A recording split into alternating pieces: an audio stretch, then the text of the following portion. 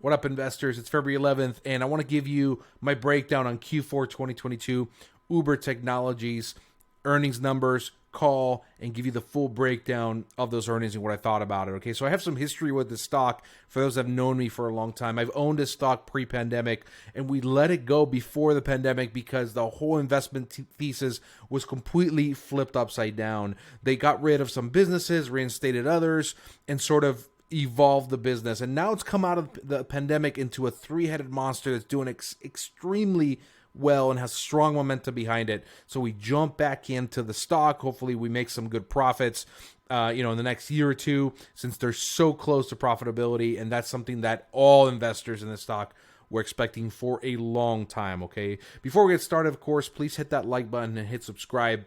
Hopefully you learn something from these videos and we have some fun. In the meantime, let's get started with the earnings breakdown.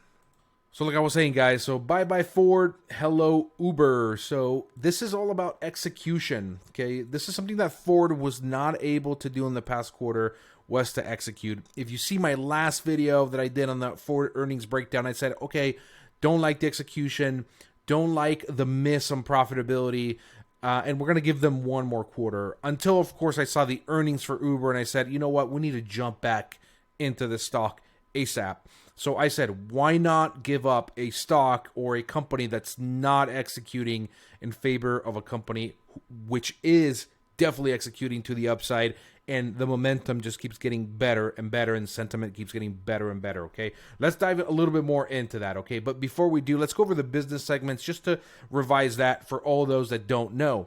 So here are the major business segments for Uber. Of course, we got mobility. That's when you take an Uber ride in your app. Uber X, Uber Share, which the Uber sharing or Uber, carpool, whatever you want to call it, that's coming back fairly soon. I don't think that's actually reinstated. I was looking at the app just a moment ago, and it doesn't look like it's reinstated yet. But you can take, your Uber Lux, Uber XL, all kinds of services there. I'm sure you guys are very familiar with that. Then, of course, we got the delivery business, which it comprises of Uber Eats and grocery, also packages, and also for some cities, we got like documentation, courier services, and Uber Freight. Uber Freight, self-explanatory. That's your trucking and shipping business, big commercial shipping business, okay? We also have a minor business here, which is at the time minor, which is the ad business, okay? Sorry for my handwriting, but advertisement. So these guys are hoping to make a lot of money coming up on advertisement in the next couple years. We're going to hit that in a little bit, okay? But before we get started, let's go over the numbers. So here we go, guys. We got the numbers here for this quarter. And of course, just to revise real quick, it's a $68 billion market cap. These guys are right now trading at what, $34 a share, IPO'd at $45 a share, and it's been a dog, right? This is why I have this little doggy right here. Stock's been a dog. It hasn't hit that IPO price, I think, in forever. It was a disaster IPO for Uber.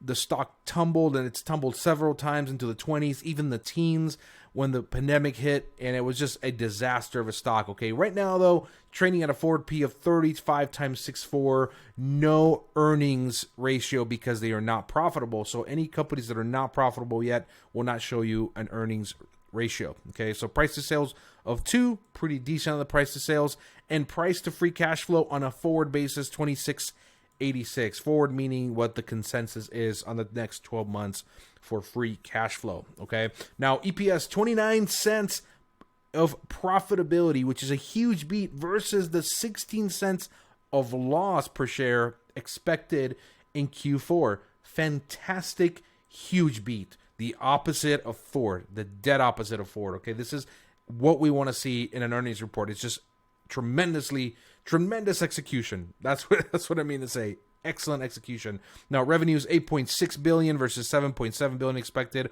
over $90 million.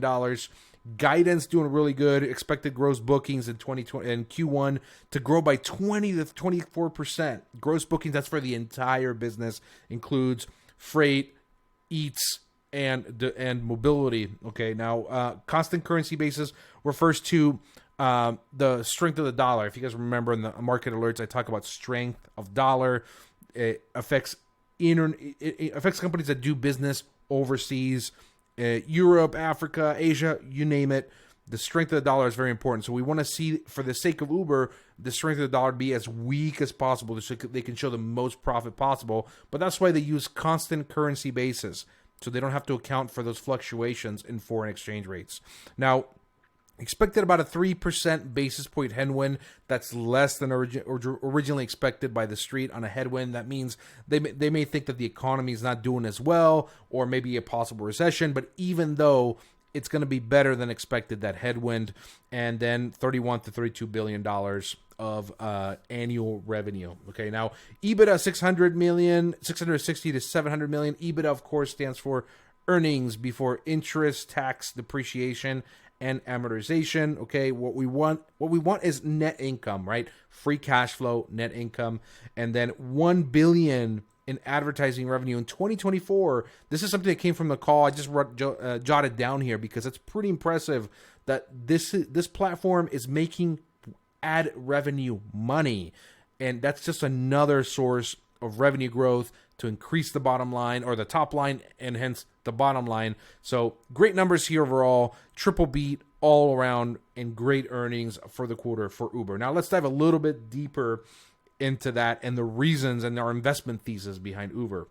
So I outlined some points here because these are very important points to think about when you're an Uber shareholder for the long term, not for the short term or medium term, for the long term. Okay, and we'll talk about start with the total addressable market, TAM, opportunities. Okay, and of course, $5 trillion. This is what Uber is saying: $5 trillion of total addressable market.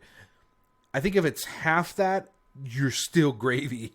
All these companies like a Palantir, and I'm wearing the Palantir hat today, they say things like, oh, the total addressable market is like, $15 trillion, $20 trillion, whatever it is, just these astronomical numbers. I tend to kind of either cut that by 3 or by half, but I cut that by half for Uber because it's the rides business, it's mobility, it's a necessity out there in the modern economy to have a ride-hailing business like Uber, okay? And we're talking about rides, delivery, freight, and advertisement all combined. I think even half of $2.5 trillion for all those combined, very much plausible as far as the total addressable market, okay? Not that they're going to capture the total addressable market, but it's a total addressable market. It means they can address that need in the modern day economy, okay? And then leadership and market share. Okay, so we're talking about leadership, right? Leadership, Dara Khosrowshahi, the CEO, excellent leadership team, and they're showing you through the numbers about execution and how it's become about profitability and execution. That's what we want to see, okay? Market share, I mean, if you look at the Lyft numbers when they reported their earnings, Lyft went down like 30%. I mean, I'm not even going to pull up the chart here because it's so bad, but Lyft went down 30% after their earnings. So we're talking about market share. This is the market leader. So if you own Uber, Uber is the big brother to Lyft, and it's not even close. So this here is a little bit of a point that I'm kind of like, yeah, okay, owning a car versus paying for a ride and self-driving vehicles. So owning a car versus paying for a ride, there's a lot of people, especially in some cities, that will pay for a ride any day of the week over owning a vehicle. Have that be for insurance rates, traffic. Imagine traffic in LA. Taking the subway in New York is not pleasant a lot of times. So paying for a ride, I think there was somebody talking, and I heard somebody talking on CNBC, that now you can take a Uber ride for $15 in New York, and that's sort of like a breath of fresh air for a lot of people who need transportation. So that's a very, very positive thing. And of course, self-driving vehicles, Uber can be the bread and butter of self-driving vehicles. If you guys look at my CES recap on Instagram, I'll drop a link below to my Instagram page. But if you look at my CES recap, a lot of self-driving technology at CES. That's a consumer electronics show here in Las Vegas. A lot of self-driving vans like the Hyundai Mobis, okay? And then those type of technologies can be implemented by Uber and purchased by Uber to do driverless rides. And I think that is a big money maker for the future, of course, for the next 5 to 8 years for Uber. Okay, now we'll talk about Uber One. Uber One is the brand loyalty sort of, recurring revenue model for Uber, the membership model. And right now, 12 million members worldwide. And I'll note here that Uber One membership nearly doubled in 2022. nearly doubled. This is recurring revenue that entices customers and members to keep using the app more and more for eats, for rides, and for whatever other need that may satisfy. Okay, so excellent choice of Uber One and excellent performance by Uber One in 2022. Okay, Uber Freight is the great growth engine that's sort of like the sneaky growth engine at the time with grocery and package delivery. So those two right there, freight and grocery, I think are going to be the sneaky winners in the future. So we'll see about that, of course. And then cyclical shift in economy from goods to services. Everybody's talking about this. Now that goods were the thing when we were locked down, services are what's up today, right? Everybody's talking about services inflation, how we have to get services inflation down. That's because everybody shifted into that sector. So Uber provides the service, and that's not going away anytime soon. That cyclical shift has still got tons of time to play out. Then let's move on to 131 million active users on the platform. I mean, monthly active users, incredible number. 131 million people. Just think about that for a minute. Like, think about how many NFL stadiums 131 million people are. And that still doesn't penetrate the whole market in some countries. So that's excellent numbers that can still grow. Okay, and then strong momentum and sentiment change. This is the quarter, guys. This is the quarter. If you guys look at YouTube videos, everybody's saying this is the quarter that changes the trajectory of the stock. You got momentum, you got sentiment change, excellent recipes for going higher. Every time the stock moves lower, and I'll talk about this at the end of the video, every time the stock moves lower, it gets just more and more and more enticing. So I'll keep adding to my position. I'll give you some numbers there at the end of the video, okay? And then ride share penetration still low, even in the largest markets. So they're talking about the over 18 population versus the amount of people taking rides is still in the single digits. So that has a lot of propensity for growth. I think it can double, even triple in some of these countries, especially in the US and certain cities. All right, now let's start with the revenue growth for the overall company. We see here the trajectory since Q4 of 2021 has been straight up higher. Let me put this here. Maybe what? Yeah, blue. Let's use blue. Up higher. $8.6 billion in revenue in Q4 2022. That's a 49% year-over-year growth and 59% on a constant currency basis. We talked about constant currency basis. So 49% year-over-year growth. Amazing growth numbers. And they're just so strong ever since everything reopened. So this looks to be a little bit of moderating growth here, but no reason to expect any decline, rather than expecting a still a moderate increase over the quarters as travel and services keep being what people are longing for in the economy. All right, now let's look at gross bookings here. Same story with gross bookings, just strong gross bookings. This is people using the app more and more and more, right? The same person who used to use the app or take a ride, maybe take 2 or 3 rides a month, is now taking 5 to 8 rides in a month. That helps increase that gross bookings number. We'll talk a little bit about that in a second. And then now the profitability, which is the storyline that we're trying to chase here with Uber. And this is something that they've chased forever, guys. They've chased profitability for a long time, ever since the IPO'd. They gave guidance of like three-year profitability. Pandemic happened. They have to push that back. Now we're here. Now we're at the edge of this story. And this is why we're so interested in the stock. All right, we see here, maintain focus on efficiency and expect to reach quarterly GAAP operating income profitability in 2023. So you see, this is the line they're pointing at right here. We're almost there, guys. We're right around the corner for profitability, and business does not have to grow, right? We don't have to get more bookings. We don't have to get more revenue. Profitability is coming even if we don't grow those numbers, which is very enticing, and that completely changes the game on the stock, in my opinion. Here's some more highlights on mobility. This is the Uber Rides business segment. Just looking strong, guys. Strong. I mean, very steady, very strong. Revenue increase, gross booking increase, and adjusted EBITDA, earnings before interest, tax, depreciation, amortization. They're all on the right trend. They're all trending good and well. And the economy, I don't think is going to go into this hard landing situation. We have that soft landing or no landing scenario like we talked about in our last video.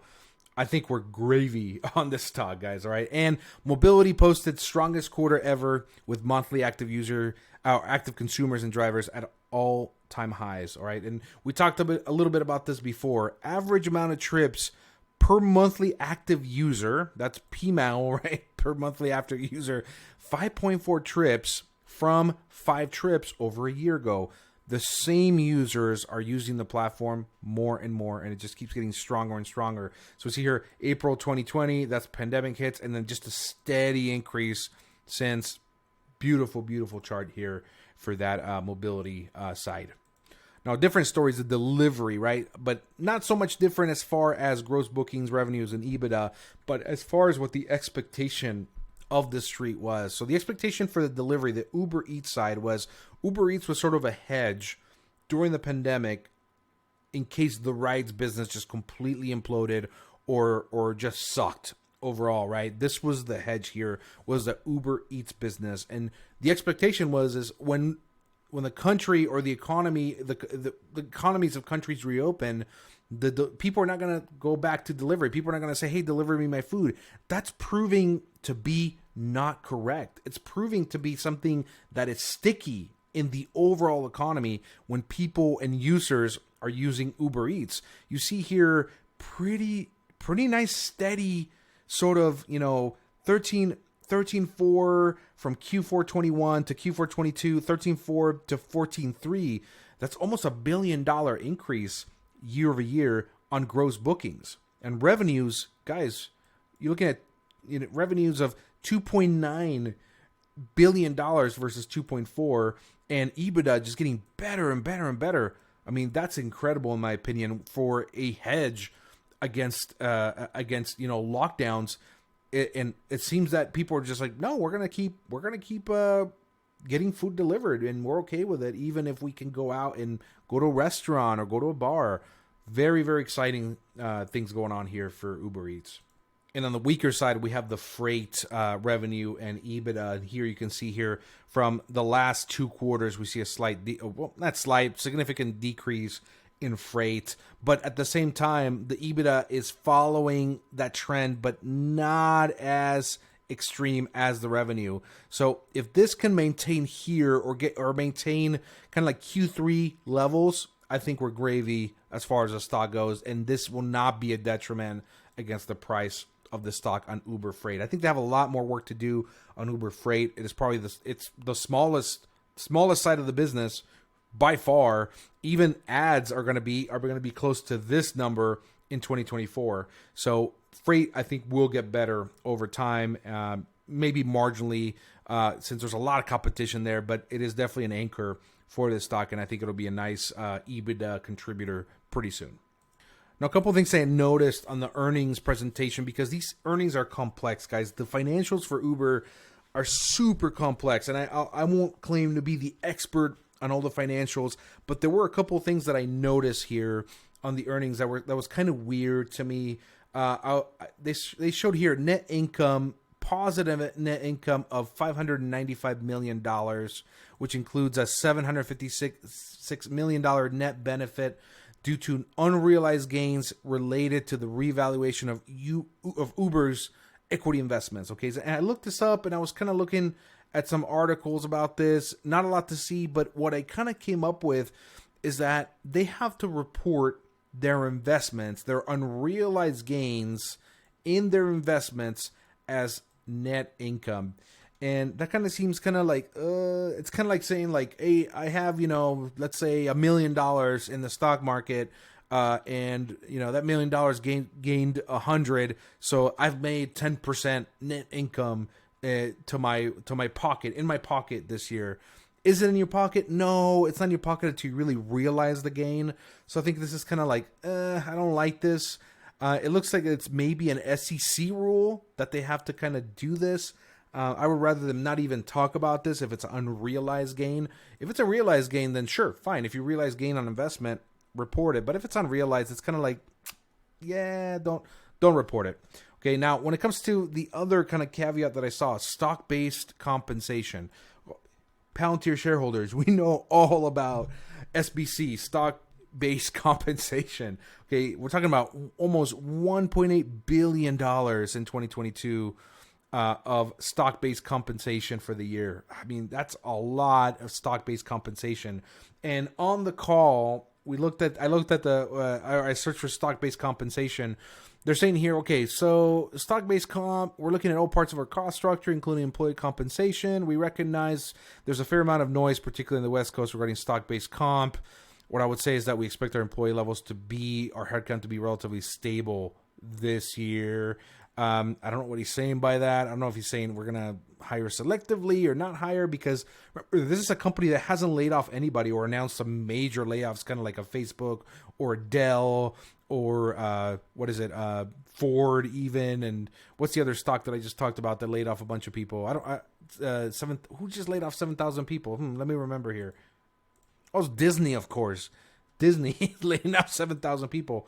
But Uber, not so much, okay? We'll continue to focus on performance management across all of our businesses. And so you saw that we took some action in our freight business in January, and now specific to the freight in the marketplace. There'll be some other pockets of that will happen during the course of the year. So it sounds to me like they may be thinking of still hiring there.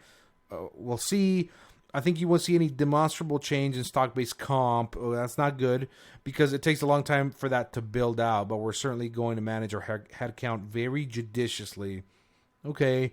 And then the only thing I would add is that because we're trying to start focusing on GAAP operating profit, it is obvious that part of the calculation. So they're saying, hey, we also understand for shareholders, I'm assuming, that you guys don't like this because it affects that calculation for GAAP operating profit.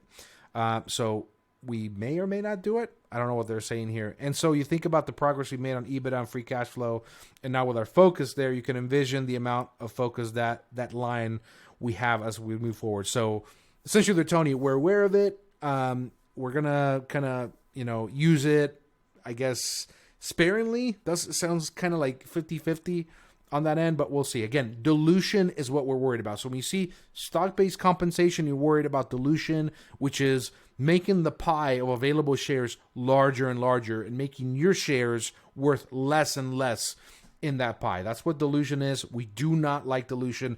Ask any Palantir shareholder that knows what they're talking about dilution, and that's the only thing that's sort of driving the stock back and driving the stock to go lower. Now here, straight from the call, just a little bit of a couple highlights here that I want to kind of just go over. Dara was saying we reached several milestones this quarter across 2 billion quarterly trips. I mean, think about that.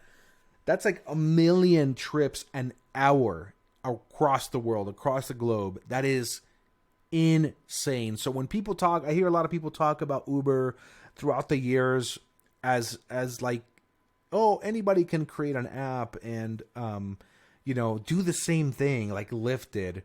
Try it. Right? That's what I'd say. Go ahead and try it. See how it works out for you. The barrier entry may not seem that high, but I think it really is high because it's so dominated by Uber. So at the end of the day, people don't say, hey, I'm taking a taxi somewhere. They go, hey, I'm Ubering somewhere. It's sort of like a verb, right? I'm going to Uber to the stadium. I'm going to Uber to this restaurant. I'll meet you there. I'll take an Uber.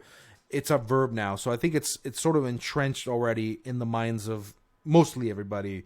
Hopefully I'm not mistaken, but mostly everybody that I know, that's a verb already. That's entrenched in your mind. Okay.